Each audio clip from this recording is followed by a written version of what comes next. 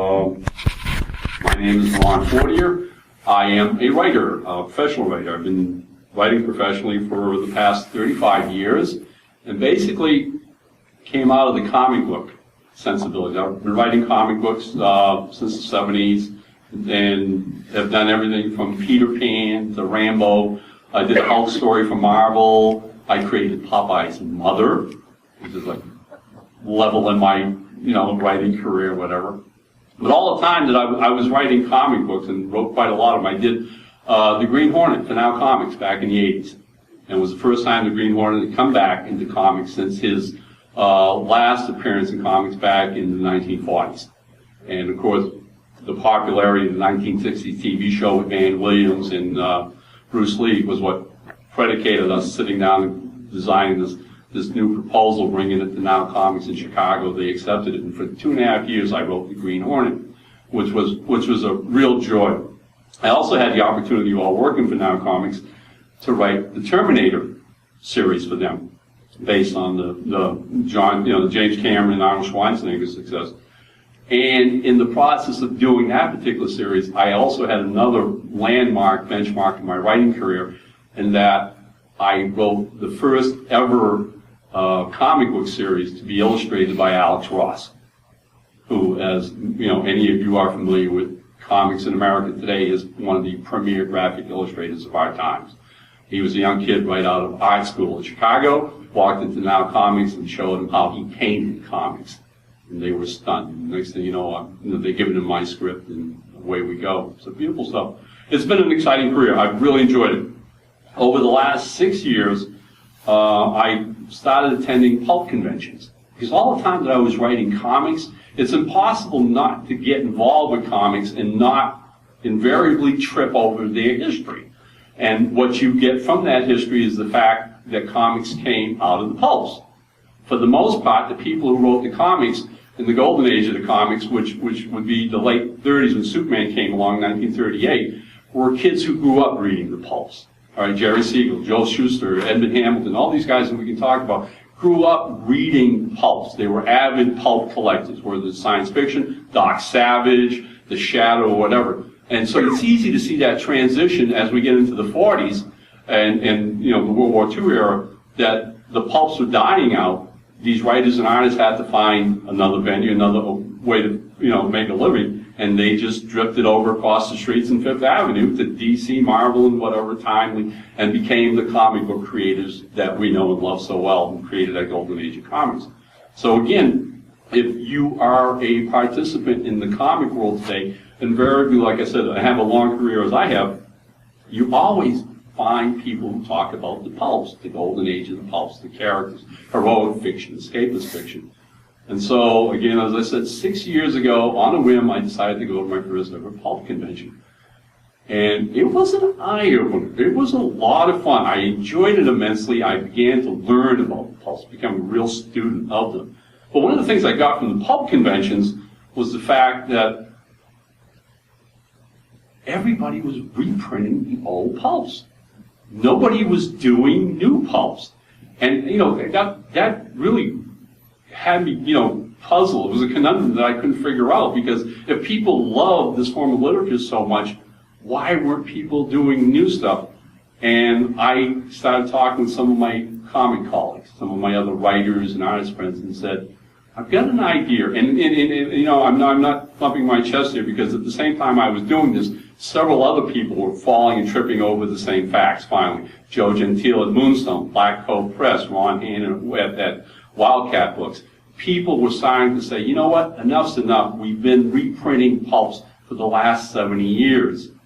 If we want to keep this fandom alive, this genre of fiction alive, then we have to infuse some new vitality into it, some new blood. Well, one of the people who was doing the same thing, having the same questions, was Mr. Joe Gentile over at Moonstone Books. Joe's a good friend of mine, and like myself, came out of the comic book sensibilities. And Joe, about this time, had produced a pulp anthology starring the Kolchak character from Night Stalker. And it revolutionized his company. Comic sales were going into the toilet. They weren't doing that well. And he puts out a prose book, and very pulpish prose book, and it sells through the roof. Well, within 6 months, I'm getting a call from Joe saying, remember the prose anthology we just did? I said, Coach that book? He says, yeah. He says, we're going to do one on the Phantom.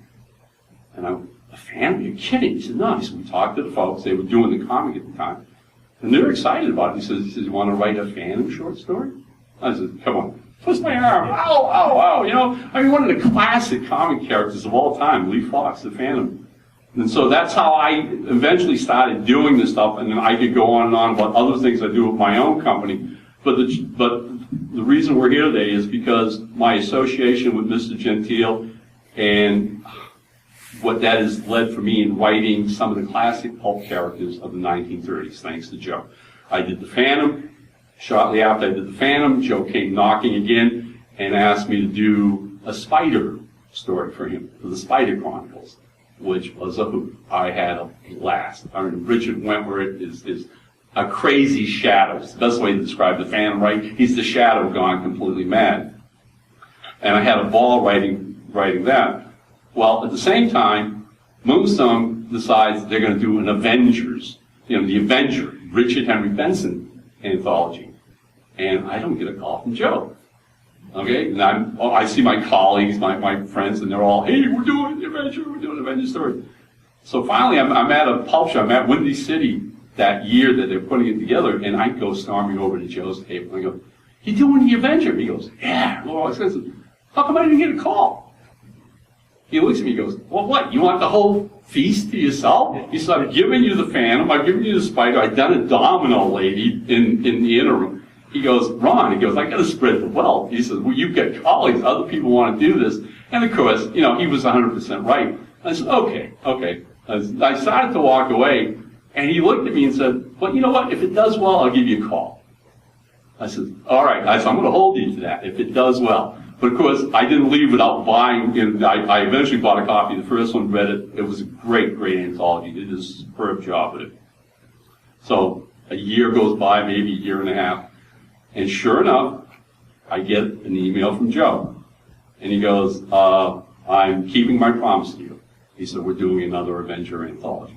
And I absolutely love Richard Henry Benson. I think the Avenger is one of the greatest pulp characters ever created. There is so much about this character that it comes at the end of the golden age of the pulps. And to that effect, it started having sensibilities that would find themselves into the 40s and 50s of the way we write action and adventure today. It's far ahead of its time. The character is much more realistic, much more believable. There's much more characterization and motivation in the stories than you'll find in the early 30s pulps. So again, that's an opportunity that you can't pass by. And on a lot of different levels, it became rather special for me because Joe then tells me that he's going to get Howard Hopkins to co-edit the book with him.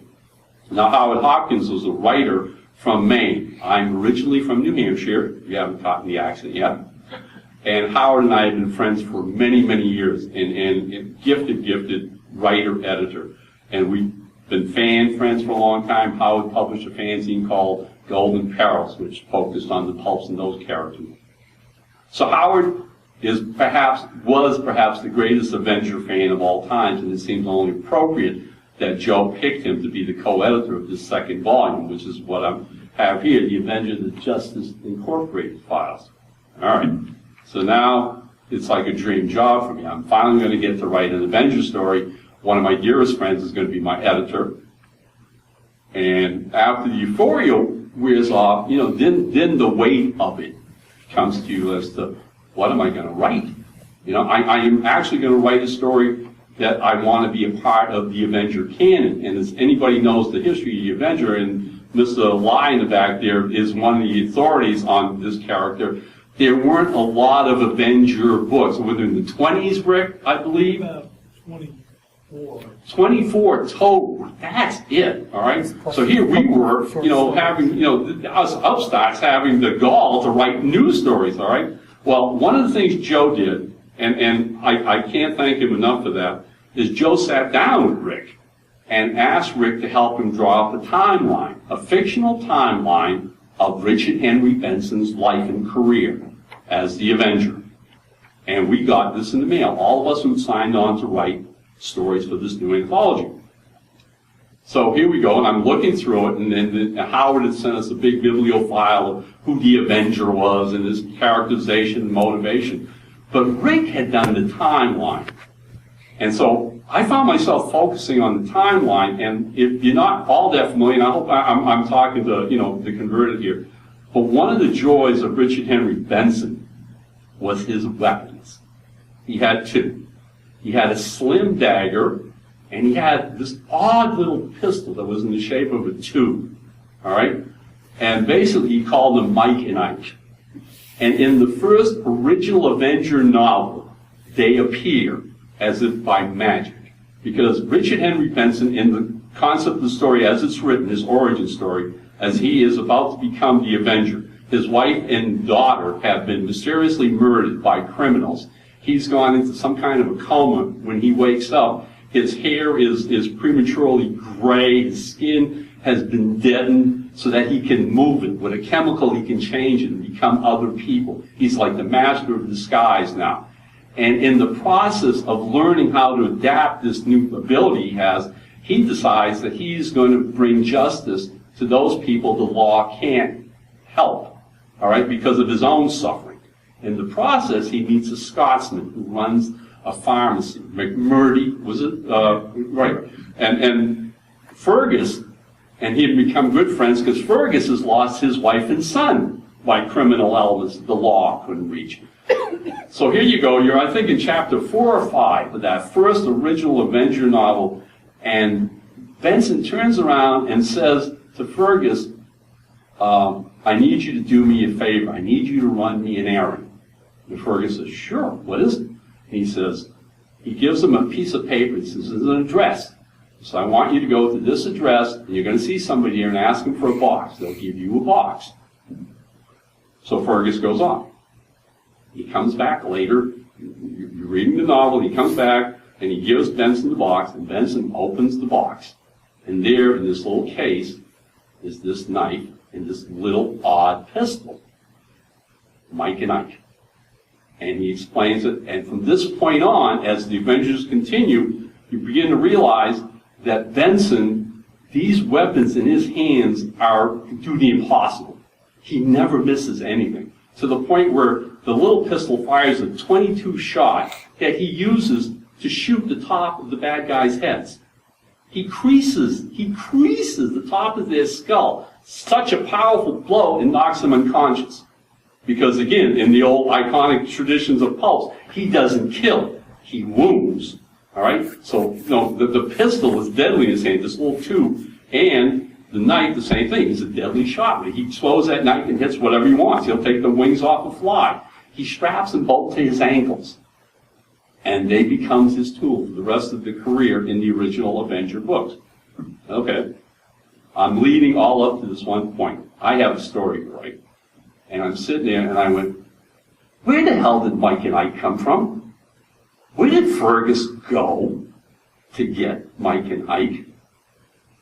We were never told, ever. Boom, boom, boom, back on the computer, right, Joe Gentile? Hey, Joe, can I tell the origin of Mike and Ike? And Joe was blown away. Joe was just like, oh my God, you serious? I said, I am serious. I have an idea. I go back to Rick's timeline, and I started looking at his timeline, and as I'm looking through his timeline, I went, yep, it was like a set of dominoes. Everything started to fall into place. Ultimately, what I ended up writing was the short story that I'm going to read from in just a few minutes, and excuse me if I'm boring as hell here, but I wrote a story called Vengeance is Mine. It is the untold story of how Richard Henry Benson came to possess Ike and Mike. It was edited by my good friend, now departed, Howard Hopkins. We fought tooth and nail after I turned this story in. Howard was a perfectionist. He loved this character so much.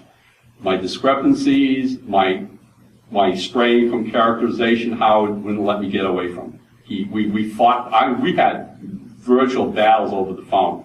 I'd leave frustrated. You got to change this one. This doesn't work. You got to change that one. This doesn't work. You got to change that. It came to the point where it was like, do you like my story at all? I love your story one. It's great, but it's not great yet. It's just good. And so we did it. We hammered it out. He did what good editors are supposed to do. Early this year in April, I attended the Windy City, paper and pulp show, where they give out the Pulp Factory Award for best pulp novel of last year, best pulp short story, best pulp cover art, and whatever. And I am humble enough to tell you all that Vengeance is Mine won best pulp short story of that year. The irony and the tragedy and the sadness of all that is Howard died of a heart attack in December and wasn't there to see me get it. Upon receiving the award and holding it in my hands, it's a beautiful award. It's absolutely gorgeous. 35 years of writing professionally, I've never won an award in my life. And I basically held it up to the sky and thanked Howard for making a good story, a great story. So if you'll allow me, then this is mine.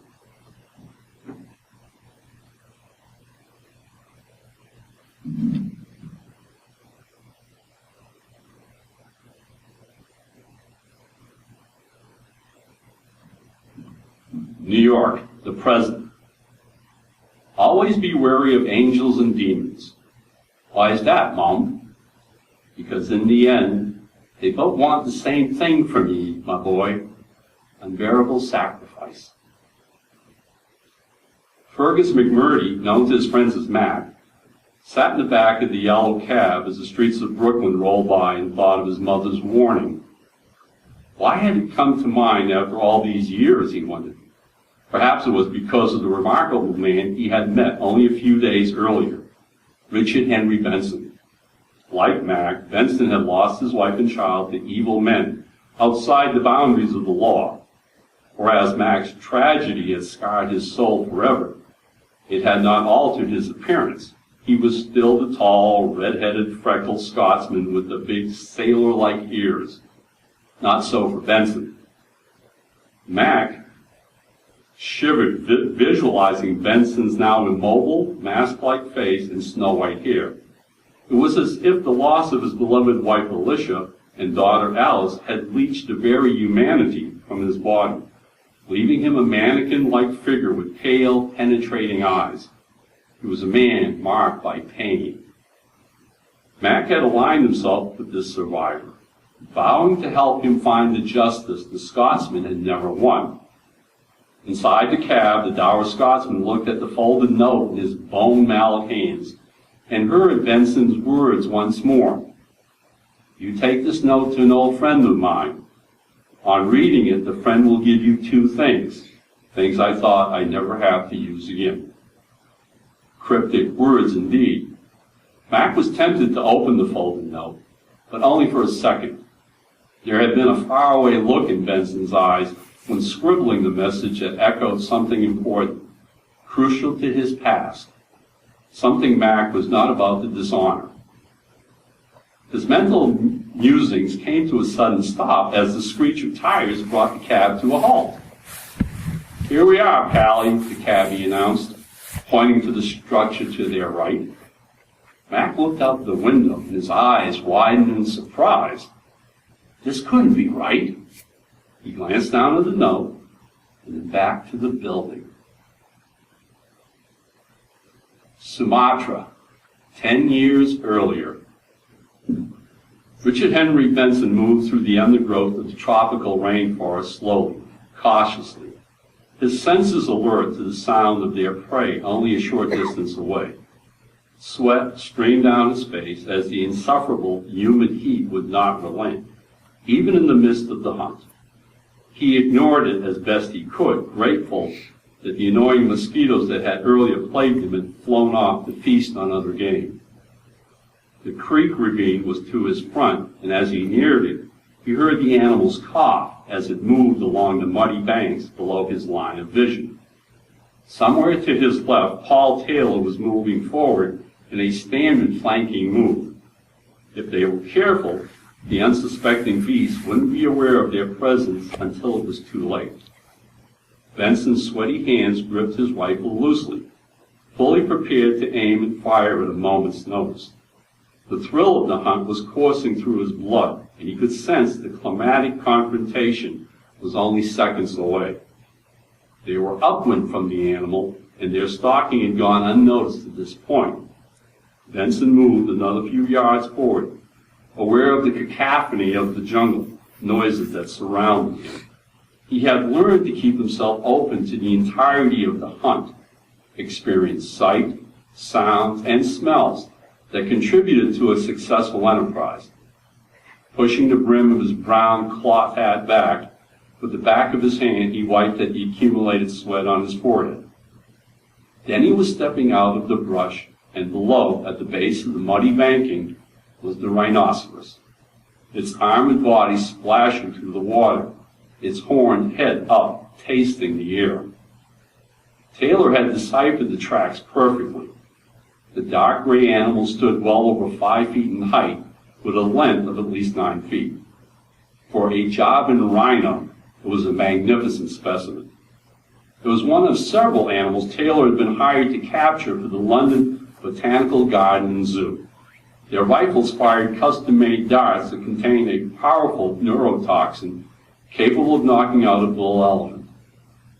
The beast stopped and gave another loud snort. Its beady little black eyes darted to either bank of the gully, now aware something was wrong. It knows we're here, Benson thought, convinced to his core of that notion. A second later, the rhino gave a menacing cry and started running full tilt through the ravine. Benson was momentarily unsure how to proceed. A movement to his left, and there was Taylor appearing out of the foliage, rifle at ready. He fired. Taylor's dart caught the beast in its rear flank. It was jolted as if a giant invisible hand had struck it. Then it snorted and continued its charge. If it gets past us, it disappears into the jungle, drops, and becomes the defenseless prey of the jungle cat. Before he realized fully what he was doing, Richard Henry Benson propelled himself down the slippery bank, his rifle held up to keep himself from falling on his face. He stopped in the middle of the shallow creek, water coursing over his leather boots. The rhino was 10 yards away and coming straight on, its massive head lowered, the dirty white horn aimed directly at him. Benson pulled the rifle stock to his shoulder while simultaneously bringing up the steel barrel and sighting. 15 yards. He put the barrel's tip over the animal's bobbing head, inhaled, and squeezed the trigger. He barely felt the recoil as the booming sound echoed throughout the forest, and dozens of birds erupted into startled flight from their canopy nest. Monkeys threw up a deafening harangue of chatter, and the world stopped, frozen in place. The rhino continued its charge, unaware of the projectile stuck in its breast, until one of its legs folded. It collapsed into the creek and came to a rest a mere 5 yards from Benson. "That was a terrific shot," Paul Taylor called down as he descended the slope. "That will make the boys at the zoo. Dick, behind you!" At the sound of snapping branches, Benson spun to see a block of dark brown fur exploding from the brush. It hit his leg before he could jump aside, knocking him off his feet. He tumbled backwards into the water and mud, his rifle lost from his grasp. There was a ruckus squealing as he scrambled up into a sitting position and stared into the ugly snout of a frightened, angry boar with 2 massive tusks ready to rip into him. The squat, compact body was coming at him again, and this time there would be no avoiding those tusks. A whistling noise and a long, thin blade sprouted from the wild boar's right eye, penetrating through the brain. The animal dropped dead in front of him. "The handle is too heavy, Saeed." Coming down the opposite bank behind Paul Taylor was a small, muscular fellow with a mocha-colored skin, wearing black baggy pants, a cotton shirt, and a bright red turban. This barefooted man was a Javanese guide and tracker, Ike Mike, whom they had hired in Singapore when planning the expedition. He went by the English name Ike. His skills with a knife were legendary, and he had been teaching Benson. Together they had shaped the instrument now sticking out of the dead pig. Benson, forgetting for a moment that he was sitting in mud, looked from the dead pig to the comatose rhino and took a deep breath. No one ever said hunting with Paul Taylor would be dull. As a group of half-naked porters began to emerge from the brush where they had been waiting in silence, Benson got to his feet clumsily and bent over to retrieve his rifle. He checked the breech to make sure it was free of mud. He would have to give it a thorough cleaning when they returned to camp. Well, old boy, it looks like we'll be having roast pork for dinner this evening. Taylor smiled, his square, handsome face split by a thin, sandy-colored mustache that matched the close-cropped hair under his heavy pit helmet. He was a taller man than Benson, with a rugged physique that radiated strength and stamina. No thanks. I've seen enough of this fellow for one day, if you don't mind, Benson said with a smile. He detested killing, but in this case, Ike had had no other recourse. He looked over at the big sleeping pachyderm. What about the rhino? I'll send one of the runners back to the camp for the truck. Hopefully, they've got the corral built by now. And now we know the tranks work, even if it does take a couple of them. The white hunter motioned to their guide, who was examining the sleeping rhino with the porters. Yes, Sergeant Taylor. Pick 2 men to carry the boar and go with them to the village we passed this morning. Tell their headsman it is a gift for their hospitality in welcoming us to their land. Ikrama smiled widely, showing off his sparkling white teeth. A most welcome karma, Sahib, for which Buddha will rain down blessings on you. Be that as it may, Mrs. Taylor will have my head on a pike if Sahib Benson and I do not return to camp by sunset. I leave this in your capable hands. It will be done as you wish, Sahib. Their crew was made up of hard-working natives who immediately set about their respective tasks under Ike's supervision. Taylor and Benson watched as two of the men cut out a stout tree branch, tied a heavy board to it with thick green vines, then hoisted it onto their shoulders. Seeing them march off, Taylor gave the word to move out, and he and Benson turned back towards their jungle camp. Good grief, Dick, what happened to you? Annie Taylor explained as they walked into the open campsite that they had set up near the shores of a crystal blue lake. You look as if you've been rolling in the mud. Benson looked down at his dirt-caked pants and chuckled. It does, doesn't it? Don't be too harsh on him, Paul Taylor said, laying his rifle on a folding card table and wrapping his right arm around the small brunette woman who was his wife. Poor chap was knocked on his bum while fighting off a wild pig. Oh my, Annie's eyes shined. So where is it? Dick didn't want anything to do with it, so we found those on the trail back. He pointed to several porters carrying wild turkeys. She clapped her hands happily and directed them to the far side of the camp. Bring those to Mushala and tell him that I'll be over shortly to help him prepare them. Mushala was the old Malaysian cook they had found in Medan upon their arrival in Sumatra. Yes, Mem Sahib, the tall of the 2 men said, nodding happily. As they marched off, she returned her attention to Benson. And you, sir, get out of those filthy clothes, and I'll have one of the porters wash them immediately. Is she always this bossy? Benson asked playfully, looking to Taylor for help. Best do as she says, old man. She's a stubborn wench when she wants to be. Indeed I am, the blue-eyed Spitfire added, putting her hands on her hips with a determined stare. All right, I know what I'm like. As Benson turned and started for his own tent, he glanced back to see Taylor and his lady embrace, reaching up on the tip of her toes to kiss him. He envied their love. Maybe someday he would be lucky enough to find the right partner. It was a nice thought.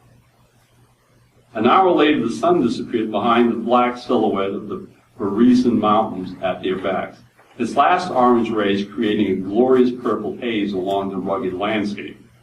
Overhead, a clear star-filled curtain was descending on the world.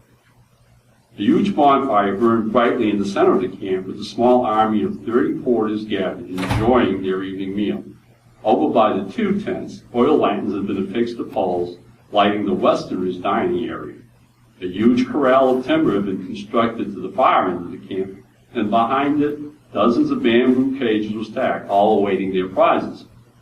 Benson, in new clothes and freshly shaved, was enjoying the last morsels of what had been a delicious turkey dinner. Anne-Marie Taylor, besides being an intelligent, adventurous young woman, was also a very good cook. My compliments to the chef, Benson said, lifting his glass of wine. I've never tasted turkey so deliciously prepared. Annie, dressed in a light cotton dress, was all smiles as she dabbed her lips with her napkin, looking very pleased. Mushala did all the work. I merely provided an old mushroom gravy recipe my mother gave me long ago. Dick is right, Paul Taylor said, seated at the head of the long folding table. Both you and Mashallah did yourselves. Well then, thank you, but I'm afraid I can't offer you boys much in the way of an appropriate dessert. Perhaps I can, Mem sobbed. Ikrama appeared out of the shadows behind the two men who had accompanied him to the nearby village with the board. Several of the porters were carrying straw baskets on their shoulders. As they approached the glow of the lamps, one of them dropped his basket onto the ground beside Ikrama. It was filled with fresh fruit. A thank you from the village elders, Ikrama explained, for your generous gift. Splendid, Taylor approved or not. Please tell the men to go and clean up and have their dinner, and you sit down and join us. The guide spoke a few words of Japanese, and his men hurried off to join their comrades at the campfire. Meanwhile, Annie had reached down, examined the contents of the basket, and placed several items on the linen-covered table. There were mangoes, peanuts, and several reddish, bell-shaped fruit. What are those? Benson asked, having never seen these before. Annie handed one over. They are called Jumba Air, or water apples. Really? He studied the object in his hand and cautiously sniffed it. Very good, Ikrama said, seating himself between Taylor and Benson across from Annie. Very, very wet, juicy. Benson bit into the natural treat, his mouth filled with a sweet tartness that tasted more like a winter pear than apples he was used to eating. As juice dripped down his chin, he grinned. They are good, thanks. Annie, not one to stand on formalities, busied herself preparing a tray of roasted turkey, potatoes, and vegetables, and then handed it to the hungry guide. Thank you, Mem Saab, he said, reaching for the silverware she had set beside the plate. As they began to eat, Taylor continued their conversation. So I take it all went well at the village? Yes, Sahib. A local headsman had some bad news he wished me to bring to you. What news? The guide swallowed a mouthful of food and took a sip of water before continuing. A coffee plantation in the next valley was attacked 2 days ago. The Dutch family who owned it was killed and their house set on fire. Annie Taylor gasped. Oh God, how horrible. Do they know who was responsible? Paul Taylor fished into his bush jacket for his pipe and tobacco pouch. The American hunter liked nothing more than a good smoke and his small glass of sherry after dinner. Benson watched silently amused as Annie, as she always did, took the pipe and pouch from his hands, carefully filled the bowl, and handed it back to him. Word in the bush is that they are a group of renegade essayist soldiers still fighting the old war. Essayists? Benson had finished his water apple and was wiping his fingers. But I thought that war of liberation ended over a decade ago. For some, Taylor informed from the other side of his mouth as he struck a wooden match and held a flame over the pipe's bowl. Others have vowed to never stop fighting until all foreigners are driven from Sumatra. He puffed, got the tobacco burning, and blew out a whisk of smoke. I'm afraid we'll have to curtail the remainder of our hunt there. We can't be out traipsing off into the bush with Annie here alone and unprotected. Why, that's absolute rubbish, the hunter's wife argued, slapping one hand on the table. You've been planning this hunt for over a year, Paul. I will not have you abandon it because of some supposed threat that probably means nothing. It's too dangerous, Annie. What if those raiders stumble on our camp while Dick and I are miles away? The attractive woman thought for a second, biting her lower lip while she formulated her rebuttal. Look, the camp would be better secure if you left half the porters here, wouldn't it? I don't know, perhaps. Still, Taylor was weighing the odds. Dick, Annie appealed to Benson, tell him I'm right. Well, he was reluctant to get in the middle of a domestic spat, but Annie's fiery blue eyes are pleading with him. She does have a point. That brute. Taylor made a wry face and clasped his hand over his heart, feigning a mock attack. Face it, my love. Annie pushed her chair back and walked over to her husband. You're not going to win this one. I want you and Dick to go out tomorrow as planned. All you need to do is leave more men with us. She put a hand on his shoulder, looking down at his face. All right? Paul Taylor removed the pipe from his mouth, pulled his wife onto his lap, and kissed her soundly. All right, he said with a laugh, and then they separated. I know when I'm right. Taylor and Benson, accompanied Ikrima, were accompanied by Ike Mike, were up at sunrise. The battered old Ford truck had returned with the now revived Rhino, and they oversaw its transfer to the holding pen. The brute shook its horned head, kicked up dirt, and ran around the confined space of its prison for several minutes before resigning itself to its new home. They had a hasty breakfast of coffee and biscuits and headed once more into the rainforest. According to their agreed-upon plan of the previous evening, they only took 10 porters, leaving 20 behind to safeguard Annie in the camp. As they trekked off into the wilderness, she stood in the middle of the camp waving farewell. Once in the wilderness, Ike Mike took the lead and began jogging out ahead of the party, his ever-alert eyes looking for animal signs. Within an hour of their march, he spotted fresh tiger tracks in the soft, loamy earth. "It is a big one," the excited guide said, while crouched beside several deep imprints before him. Hale and Benson were thrilled. To capture a full-grown Sumatran tiger would be a grand achievement. "Go on, Ike," Benson ordered. "Find it." With quickened steps, the party moved further into the trees. The sky overhead was becoming cloudy and threatened rain any minute. If they were caught in a downpour, it would be impossible to continue the hunt. They hiked another 30 minutes when the first drops of rain hit them. The strong wind rolling down from the mountains started to whip up the giant fronds around them. Then they heard what sounded like distant thunder. Taylor stopped and looked back over his shoulder. "What's the matter, Paul?" Richard Benson asked. "It's just thunder." "Is it?" For a minute it sounded. There was another booming thunderclap that shook the trees. Amidst the rumbling were heard distinct, muffled pops coming from a great distance. Both men knew what they were. "Those are gunshots." He looked at Benson, horror masking his face. "Annie!" Without another word, Taylor pushed past Benson and began running, shoving the confused porters out of his way. Benson watched his friend vanish down the trail. He turned and called out for the guide. Ike reappeared, and seeing Taylor was nowhere in sight, started to speak, but Benson cut him off. "We heard gunfire coming from the camp. We have to get back there fast."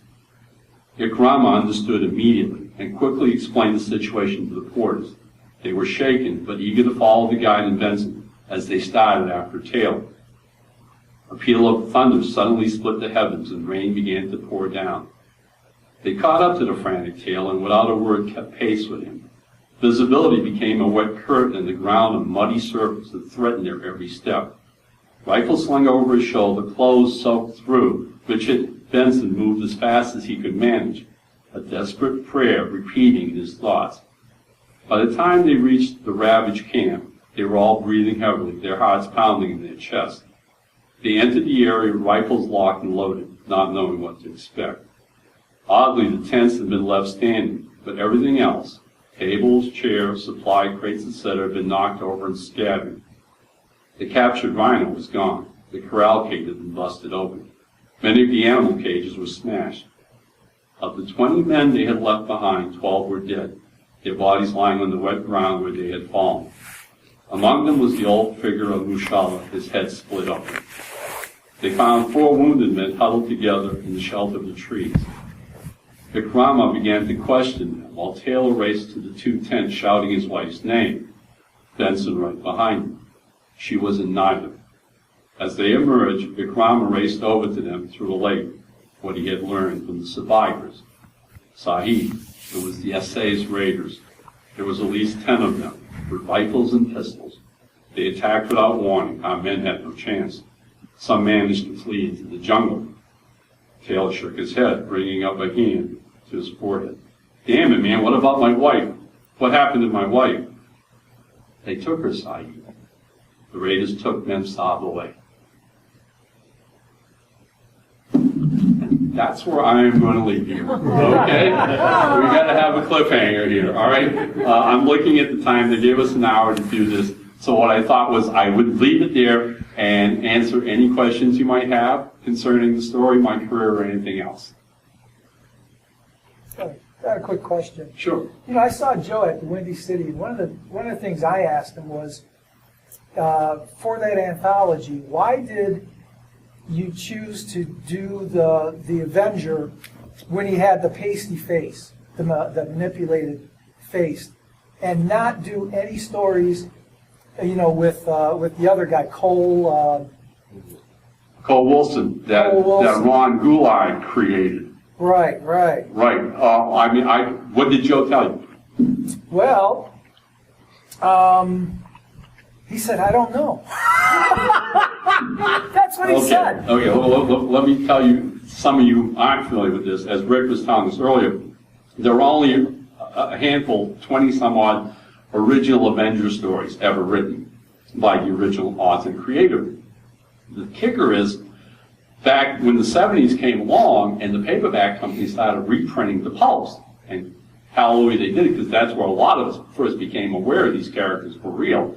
The Shadow was being reprinted as paperback. Doc Savage, Bannon, was going hog wild crazy. And so the idea came, well, the Savage books are doing so great, let's do the Avenger books. The problem they had with the Avenger books was, oh my God, within a year and a half, we're going to print all of them. So they went and got science fiction, fantasy author extraordinaire, really great guy, and a friend of mine, Ron Goulart, to ghostwrite, to become Kenneth Robeson, and ghostwrite another 10 Avenger books, which are really a lot of fun. But Ron is one of those guys that he basically dances to his own drummer.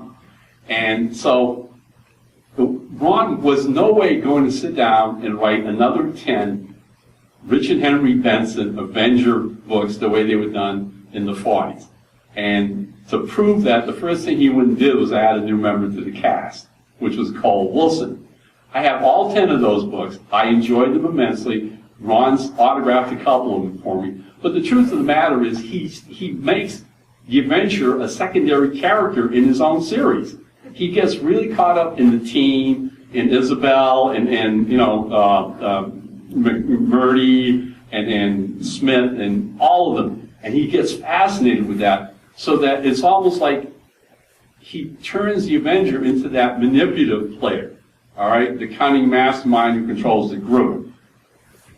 Joe's thought and logic was, well, and there are a lot of critics of those books, and I see them as different, but I like them. I enjoyed them myself. And like I said, Ron's a good friend. Joe's concept when he decided to do the Avenger was to stick back to the original 20 original books, and that was his reasoning behind that. And basically, that's what all of us wanted to play with and do that with. Okay.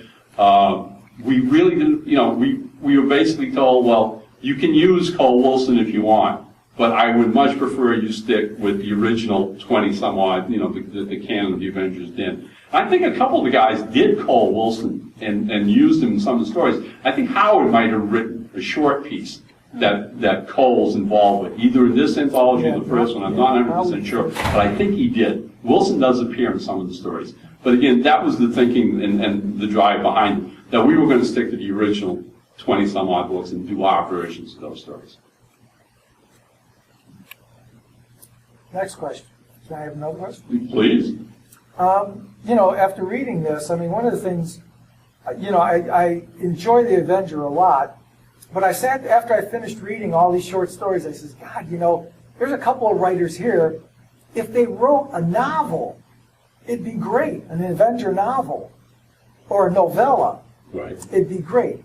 Any plans? Okay. All right. I can answer that as far as what I know is happening from Joe. Okay, because Joe does have the license. All right. Earlier this year, Joe produced what is going to be the first of the series of what we call digest books. They're the small books. Okay. They're not going to be a full length. There will be novellas. The ballpark word count is 30,000 words. All right. The first that was released, and again, I find fittingly appropriate, was Howard Hopkins' Lone Ranger book, Vendetta. All right. It was eminently successful. It has sold extremely well. At the same time that Joe gave Howard that assignment to write that book, and thank God Howard wrote it before he passed, Joe went to other people, of our writing group, of our colleagues. And the last I heard, there were at least 8 of these digest books commissioned. All right? I am not privy to who the characters are that will be appearing in these novellas, except for my own, which I can tell all of you will hopefully be out next spring, and that's I'm doing a 30,000-word GA and his Battle Aces novella that'll be out next spring, which I'm extremely excited about. But yeah, since Joe and Moonstone have the rights, it would not be inconceivable that one of those digest books will be a longer Avenger novella. Fingers crossed, like yourself, I would love to see it. Yeah. And again, like you said, some of the people who wrote in these first two books are really, really gifted writers who understand this character immensely well.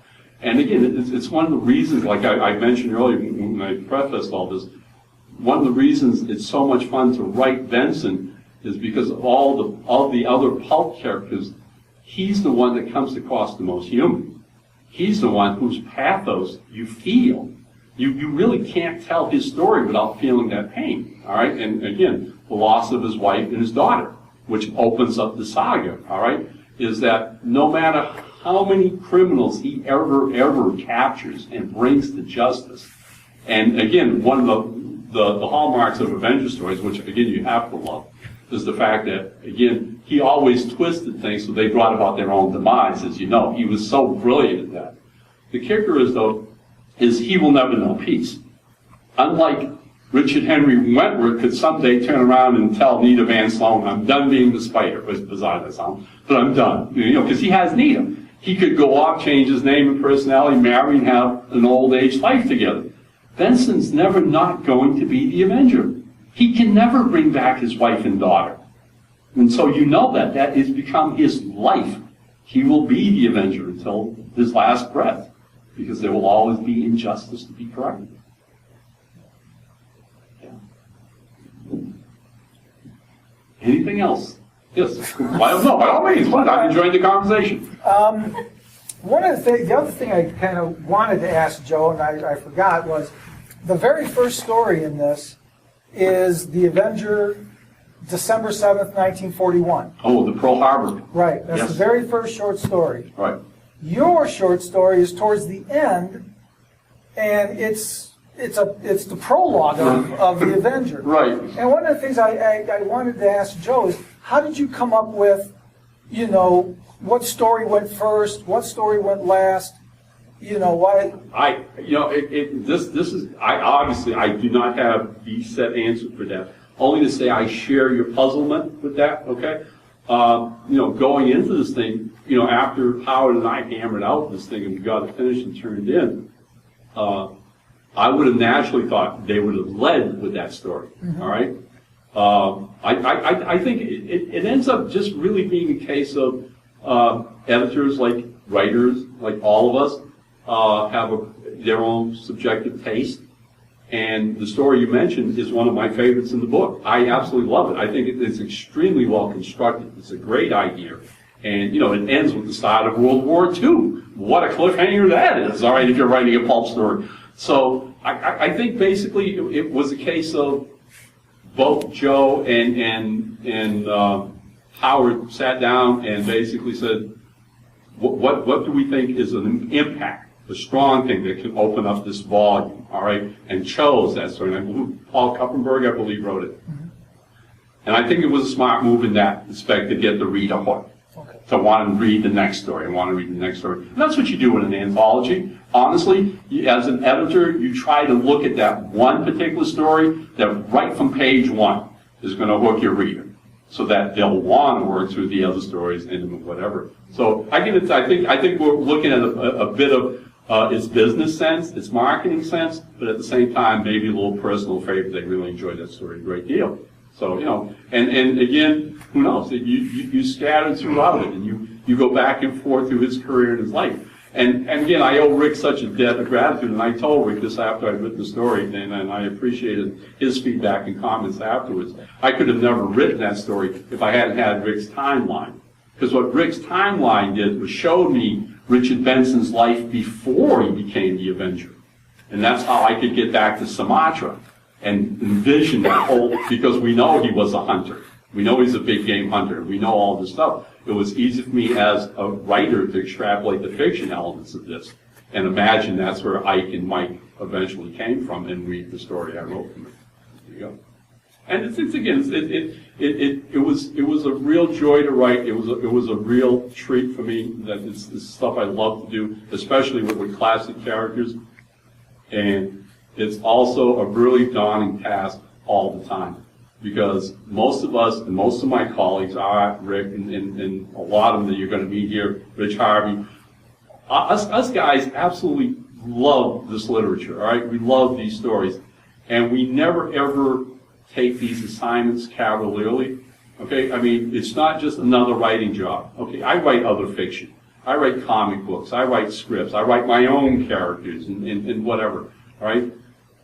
There is a real sense of historical responsibility when we're given an assignment like this, all right, to keep these characters true to the people who created them, to the fans who enjoyed them in those days, their glory days, and hopefully reintroduce a whole new audience to them. Honest to God, people, the thing that I always pray the most is that when people buy these new anthologies, they get hooked on the characters like we are, and come to Pulpfest and start digging through the back bins to read the originals. Because if they do that, we've done it. We've done our jobs. We're not only continuing the legacy of the Pulps into the future, the new generation, but we're getting new kids, young people interested in this great literature, which is, again, uniquely an American art form that should be preserved.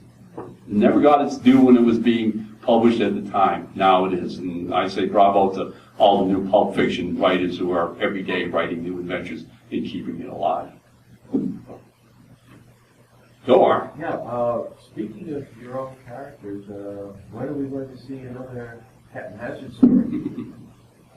Thank you. This wouldn't have been right to end without it. And real quick, Reader's Digest.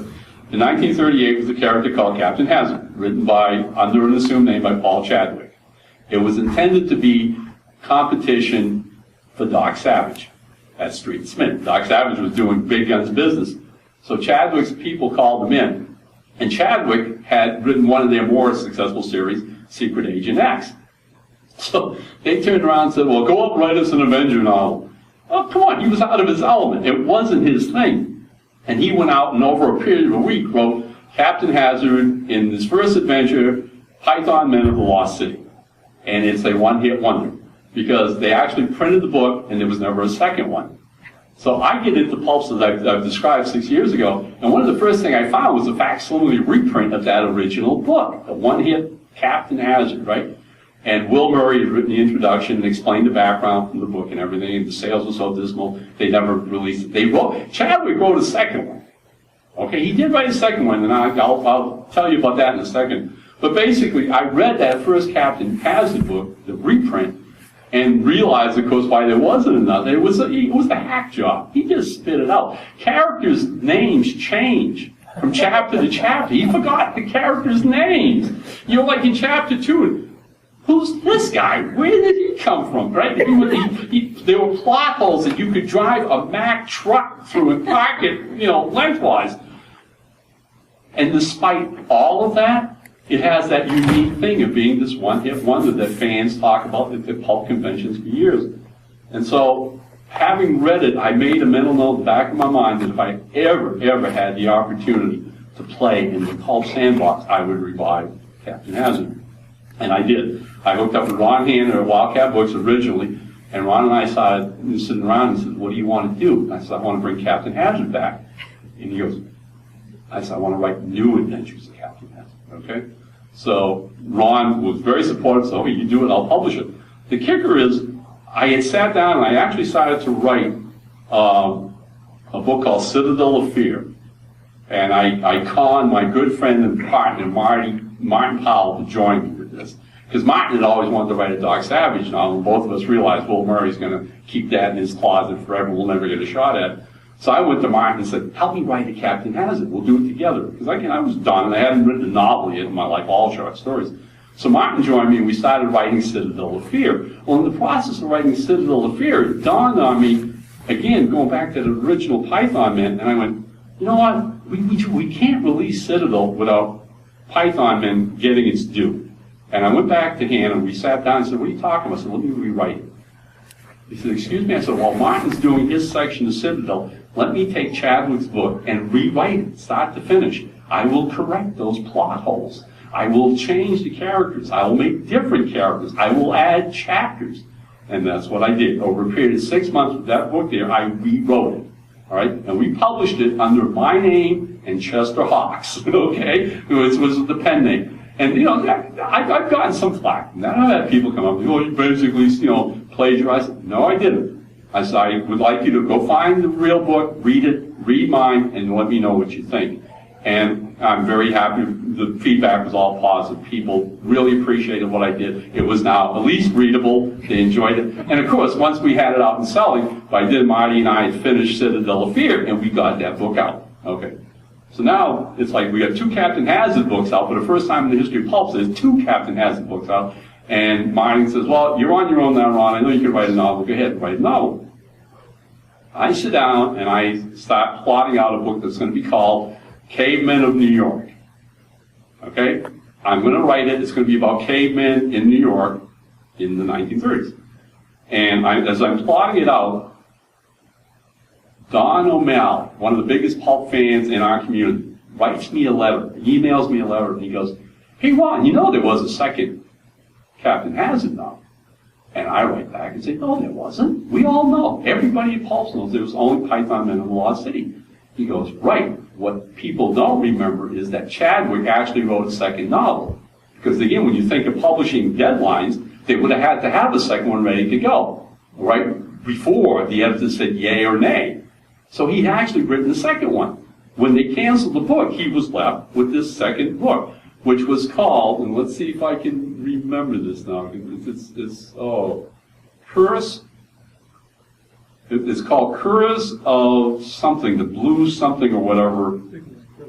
What's that, Rick? I think it was something like Curse of the Crimson Horde. Curse of the Crimson Horde. That's what it was called, okay?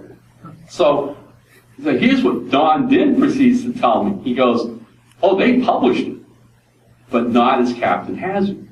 And I went, excuse me? He said, the editors, again, they were cheap. They paid for this thing. They were going to publish it.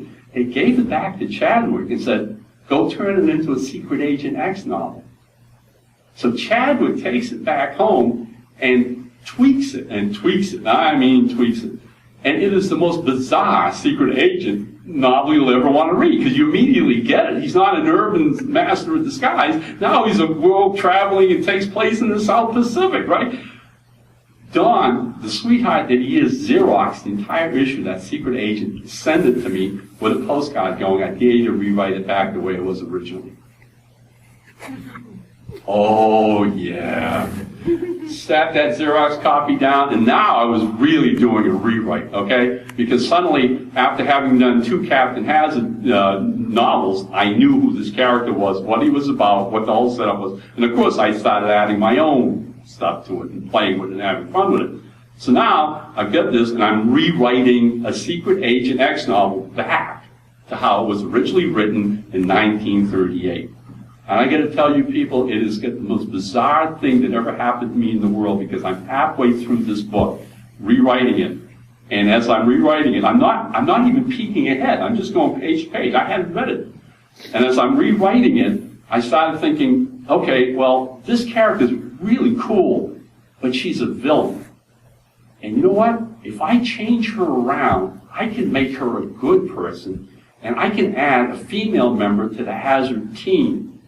What a cool idea, I'm thinking. So I keep rewriting. I go 4 chapters into rewriting. Chadwick's turning her into a good person. I went, oh, you rat. It's like I was second guessing him. I was like 50 years later, he's like looking over my shoulder going, oh, this is where I'm going. And I instinctively knew it. I'd become familiar with how he wrote and what his style is. So I did. I rewrote it. And I retitled it because Curse of the Crimson Horde, as fun as it is, wasn't published enough for Ron. I retitled it Curse of the Red Maggot, which is what the jewel is called in the book. And Hannah published it. We published it. It was my 3rd Captain Hazzard, but still not my own original. I went back to Cavemen of New York, was published a year later, which is my brand new, spanking all me novel. It was number 4. And then 2 years have elapsed, because what happened was I got caught up, my own company, Airship 27, took off, much more so than I ever dreamed possible. We started getting all kinds of writers and artists who wanted to work with us. We went in 6 years from the first our first year of the convention with 5 titles, our catalog's over 50 titles long now. And every week, every day, I get new writers and artists. New Pulp is a lot of people. It's burgeoning, it's thriving, it's healthy. So in the meantime, working through that, I was like 25,000 words into Captain Hazzard #5. And I'll give you guys the title, because if I give you the title, you can all pester me. Okay? It's called Custer's Ghost. And it co-stars Jim Anthony, Super Detective. Okay? I wrote 20,000 words and then had to put it aside.